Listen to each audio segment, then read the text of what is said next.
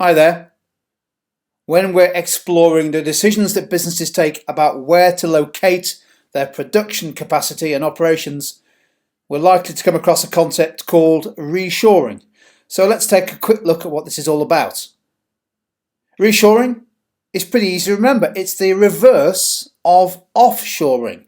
It involves bringing back, or the repatriation, of business activities that you'd previously taken away from the home country to overseas. So reshoring is simply the reverse of offshoring. So to give you an example, let's imagine that we're producing, chocolates in the United Kingdom, and we decide to move production from the UK to Poland. That will be a decision to offshore production from the UK over to Poland.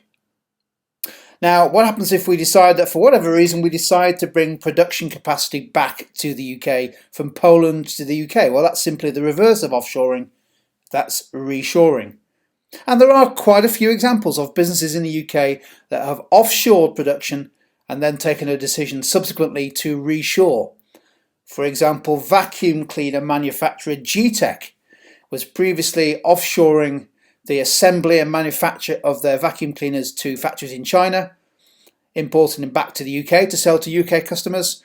They've decided to bring back some assembly, some manufacturing of those machines back to the UK from China. Similarly, Clark Shoes have brought some of their styles back to be finished and made here in the UK.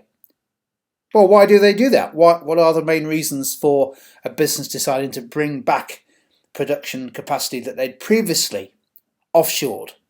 Well, it can be a variety of factors. One, perhaps the most likely, is around trying to be closer to the need to meet customer needs. So greater certainty about when you'll receive the goods. Rather than waiting weeks and weeks for a shipment to arrive, if you're making it here in the UK, you've got greater certainty and therefore a less complex supply chain. You might also reshore in order to gain better control over product quality.